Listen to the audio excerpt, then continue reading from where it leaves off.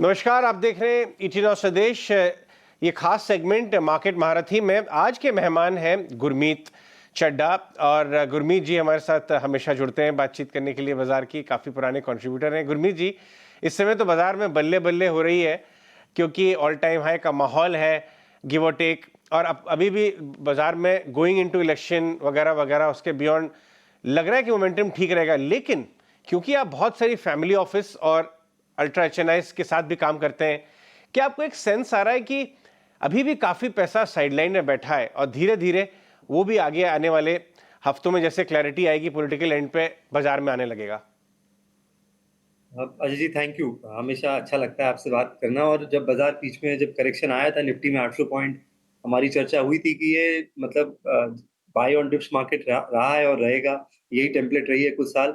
कुछ बड़े इन्वेस्टर्स ने थोड़ा सा ड्राई पाउडर क्रिएट किया था क्योंकि इवेंट रिस्क था। पहले बाजार एक्चुअली इवेंट रिस्क को प्राइस ही नहीं कर रहा था। फिर जब थोड़ा बहुत डेटा आया, थोड़ा सोशल मीडिया में हाइप हुआ कि वोटर टर्नआउट कम है, वो क्लोज कॉन्टेस्ट है, तो क्योंकि पिछला एक साल बहुत अच्छा रहा है पोर्टफोलियोज़ के लिए। अगर आप एक डाइवर्सिफाइड पोर्टफोलियो में हैं, तो आपने पिछले साल 30-40% बनाया है, स्मॉल मिड कैप में आपने 50-60-70% बनाया है, तो थोड़ा-सा ड्राई पाउडर बहुत फैमिली ऑफिसेज़ ने, अल्ट्रा एचएनआईज़ ने क्रिएट किया कि इवेंट रिलेटेड अगर रिस्क है, तो थोड़ा ड्राई पाउडर होना चाहिए।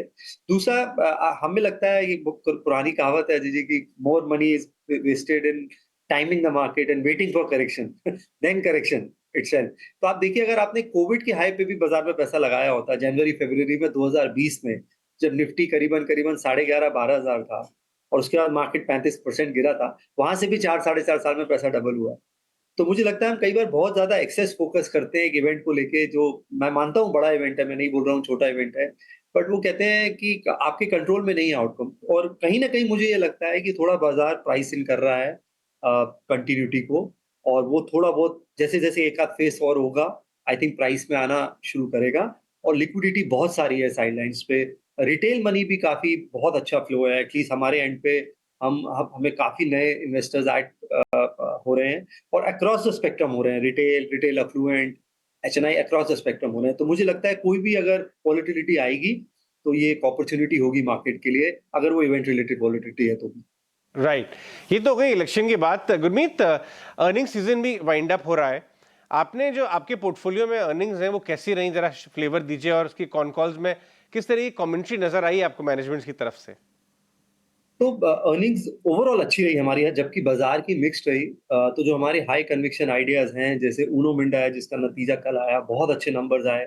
और उनो मिंडा के साथ एक अच्छी चीज क्या है कि वो तीनों सेगमेंट्स में है कार के प्रीमियमाइजेशन में।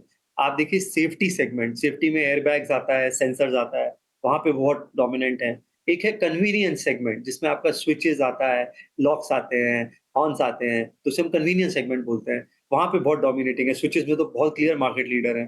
फिर एक है आपका प्रीमियमाइजेशन एस्थेटिक सेगमेंट, जिसमें आपके अलॉय व्हील्स आते हैं, इंफोटेनमेंट सिस्टम्स आते हैं, ईवी पोर्टफोलियो आता है। तो तीनों सेगमेंट्स में अच्छे हैं, किट वैल्यू धीरे-धीरे बढ़ रहा है। और ये साल उनकी कई नई कैपेसिटी, जैसे alloy wheels, airbags, car seats की और ऑपरेशनल होगी, तो उसका आपको ऑपरेटिंग लेवरेज देखने को मिलेगा। डिफेंस रिलेटेड पोर्टफोलियो में बहुत अच्छी अर्निंग्स आई हमारे, चाहे वो जेनटेक रहा हो, सोलार इंडस्ट्रीज रहा हो, एचएएल रहा हो, भारत इलेक्ट्रॉनिक्स रहा हो। बैंक्स की अर्निंग थोड़ा मिक्स थी, बट इन जनरल अच्छी अर्निंग्स थी, चाहे आईसीआईसीआई था, एक्सिस था, फेडरल था, एचडीएफसी था। एचडीएफसी का आई थिंक मुझे लगता है शायद एक बेस बनना शुरू हुआ है। एक पॉकेट्स में अर्निंग्स थोड़ा वीक थी हमारी, जैसे केमिकल्स में हमारे पास थोड़ा सा हमने अब जाके कॉन्ट्रेरियन प्ले लेना शुरू किया है।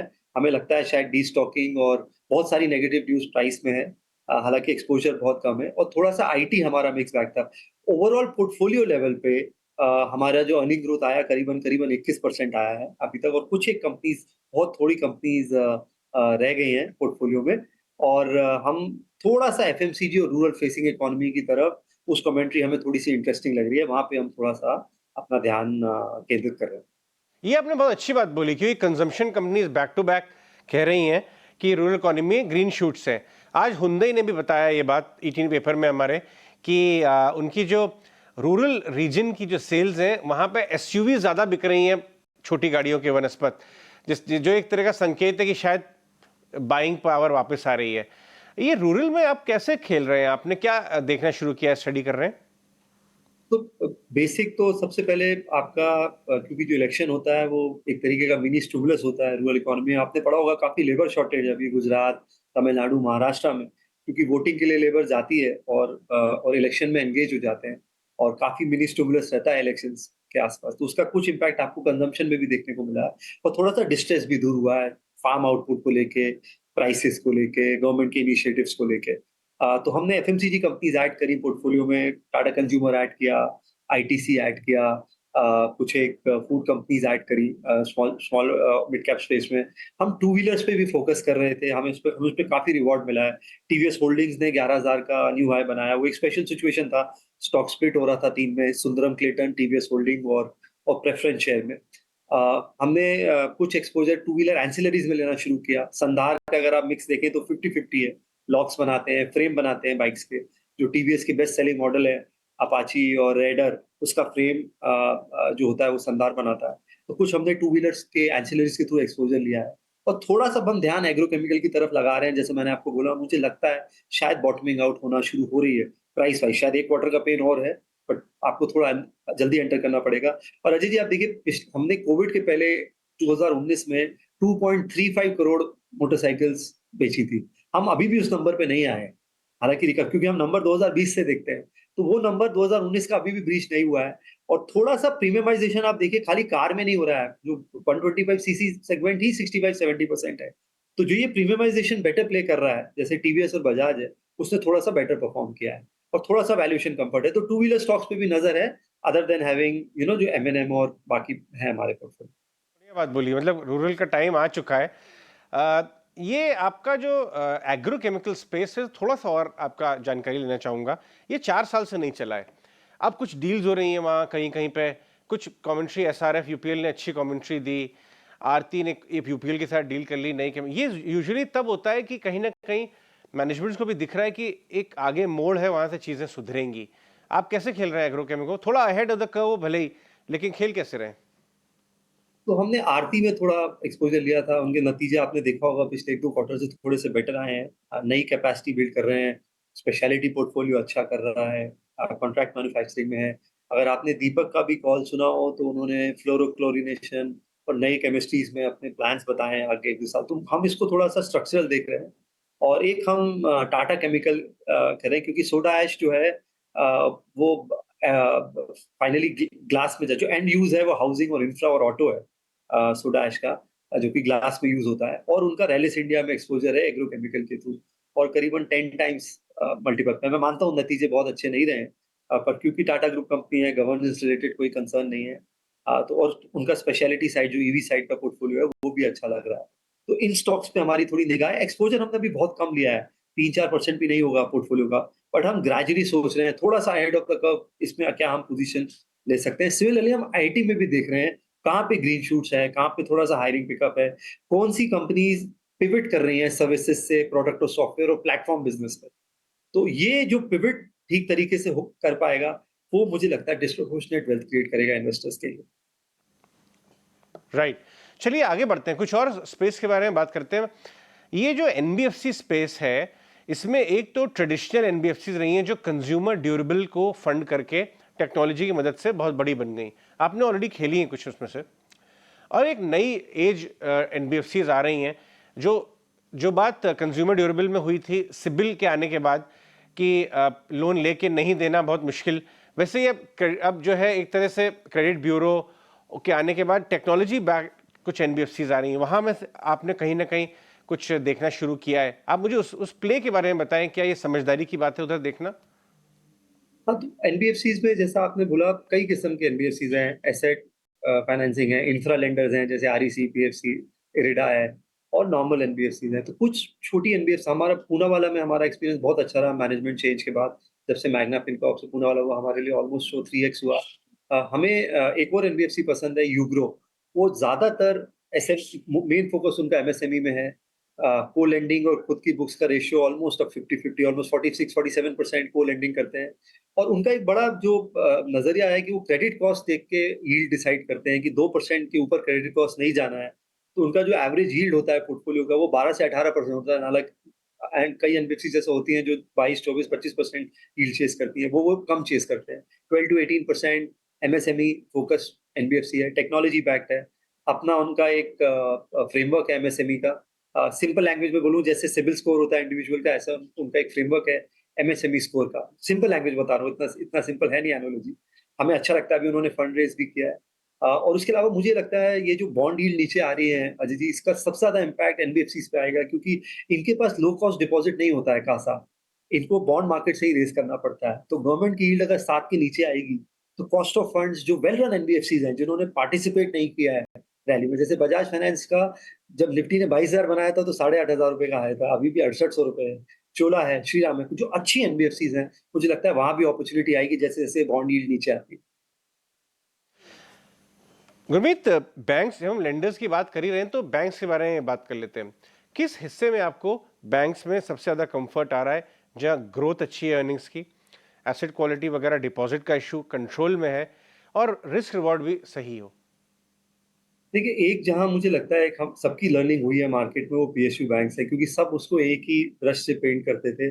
मैंने पिछले 2 क्वार्टर में जो टॉप 5-6 पीएसयू बैंक्स हैं, अ, उनका आरओए निकाला 2 क्वार्टर का, और मैंने शायद 10 साल में पहली बार कंसिस्टेंटली 1% आरओए देखा है। फिर हम लेवल 2 गए, हमने देखा ये आरओए जो 1% अचीव हो रहा है, ये कितना ऑपरेटिंग मेट्रिक से हो रहा है और कितना रिकवरी और ट्रेजरी गेन से हो रहा है। तो जब हमने डिफरेंशिएट किया तो हमें 3-4 बैंक्स और दिखे जो कोर ऑपरेटिंग मेट्रिक्स पे भी अच्छा कर रहे हैं। एसबीआई क्लियरली लीडर है। हमें बैंक ऑफ बड़ौदा में भी काफ़ी इम्प्रूवमेंट दिखा। कुछ हद तक हमें वो थोड़ा बहुत अर्ली साइंस हमें पीएनबी में भी दिखे।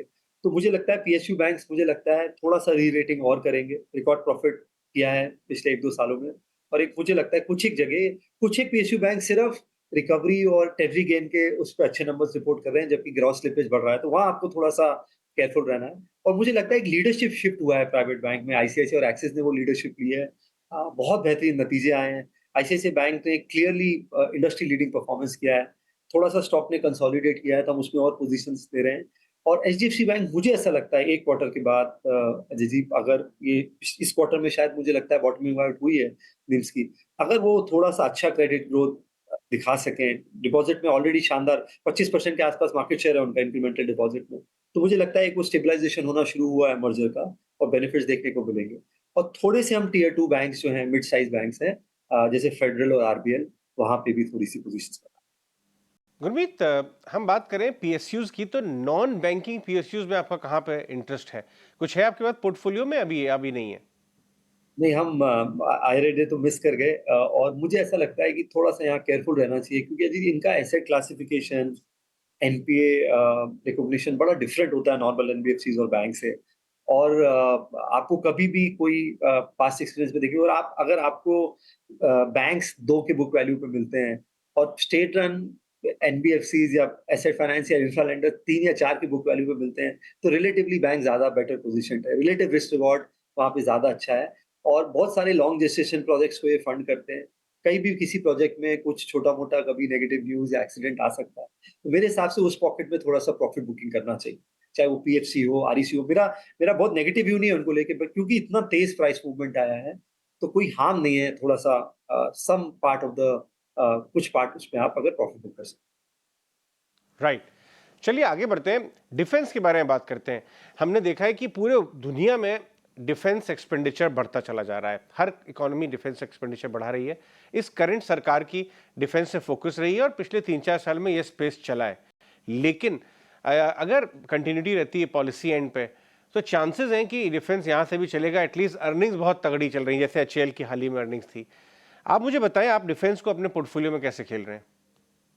तो हम काफ़ी लकी रहे, जैसे मैंने आपको बोला, डिफेंस में हमारे पास सोलार इंडस्ट्रीज़ था जो हमारे लिए मैंने ये 2017 में एंटर किया था, तो हमारे लिए ऑलमोस्ट 10 बैगर रहा है। और अभी भी जो डिफेंस पोर्टफोलियो है वो सिर्फ 10% है उनके रेवेन्यू मिक्स का, और अपॉर्च्युनिटी बहुत बड़ी है। मुझे लगता है अगले 2-3 साल में शायद ये 30-40% होगा।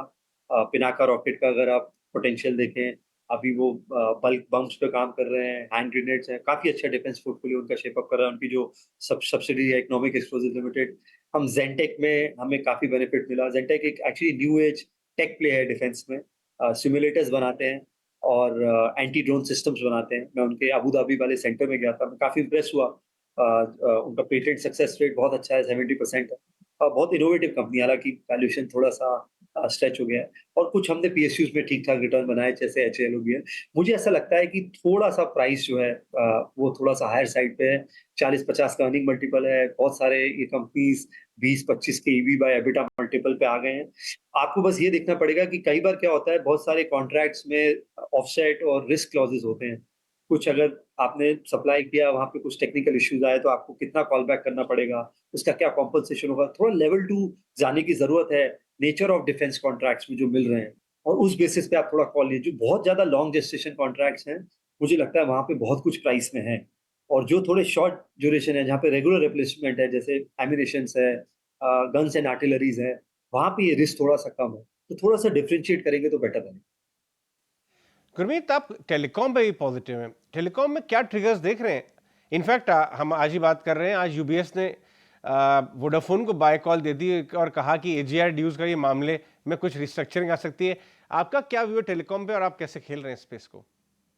तो हमारे पास भारती और रिलायंस दोनों है पोर्टफोलियो में। अजय जी, भारती अ, हमारे लिए लार्ज कैप में बेस्ट कंट्रीब्यूटर रहा है पोर्टफोलियो का। तो मुझे लगता है बहुत समय बाद भारती में फ्री कैश फ्लो देखने को मिल रहा है। जो उनका एनुअल पेमेंट्स हैं और जो एबिटा है, उसमें वो सरप्लस क्रिएट कर पा रहे हैं 15-20 हज़ार करोड़ का, जिससे वो डेट भी रिटायर करेंगे और 5G साइट्स और आगे वाली टेक्नोलॉजी में भी इन्वेस्ट कर पा रहे हैं। ब्रॉडबैंड और बिज़नेस पोर्टफोलियो बहुत अच्छा कर रहा है। इंडस्ट्री लीडिंग आरपू है, लेकिन अभी भी 209-210 है, $2.5 है। अगर आप वर्ल्ड ओवर कंपेयर करेंगे तो $15-20 का आरपू होता है। और भारती में एक प्रीमियमाइज़ेशन प्ले देखने को मिल रहा है। तो मुझे लगता है भारती में और लेग्स हैं। मुझे लगता है टेलीकॉम और ओवरऑल डिजिटल इंफ्रास्ट्रक्चर जो है, वो हमें अच्छा लग रहा है, और इसमें हम एक सेकंड लेवल जा रहे हैं। अजय जी, हमने एक स्टडी आई थी कि इंडिया में जो स्क्रीन टाइम है, जिसमें आपका मोबाइल का, टेलीविज़न का और लैपटॉप जो भी आप काम करते हैं, वो 7-8 घंटे हो गया है वर्किंग पॉपुलेशन का। लेकिन जो कंज़म्पशन हम कर रहे हैं, वो 5% ही कर रहे हैं इनकम। तो अगर आप यूएस में देखेंगे तो स्क्रीन टाइम भी 30-40% है और कंज़म्पशन भी 30-40% ऑनलाइन। तो जो ये प्लेज़ इसमें आएँगे, चाहे वो आपका ट्रैवल प्ले है, चाहे वो होटल प्लेज़ हैं, चाहे वो ज़ोमैटो जैसा प्ले है, चाहे वो पॉलिसी बाज़ार है, जो भी प्लेटफ़ॉर्म प्ले हैं, ई-कॉमर्स प्लेज़ हैं, इनका मुझे लगता है पोटेंशियल और बढ़ने वाला है। ये जो स्पेंड है 5%, ये 10, 12, 13% होने वाला है और बहुत जगह हमें इसका बेनिफिट मिलने वाला है। तो हम सिर्फ़ टेलीकॉम नहीं देख रहे हैं, हम टेलीकॉम का जो सेकंड ऑर्डर इम्पैक्ट है, डेटा कंज़म्पशन का जो बेनिफिशियल है और जो डिजिटल इंफ्रा बना रहे हैं, उसको भी प्ले कर रहे हैं। तो तेजस है पोर्टफोलियो में, ज़ोमैटो ऐड किया है, पीबी फिनटेक पे नज़र है, और कुछ ट्रैवल और ऑनलाइन कंज़म्पशन रिलेटेड कंपनीज़ पे भी थोड़ी-सी हमारी निगाह है। राइट, गुरमीत बहुत बहुत धन्यवाद आज समय देने के लिए। बहुत अच्छा लगता है आपसे डिटेल में बात करके। शुक्रिया।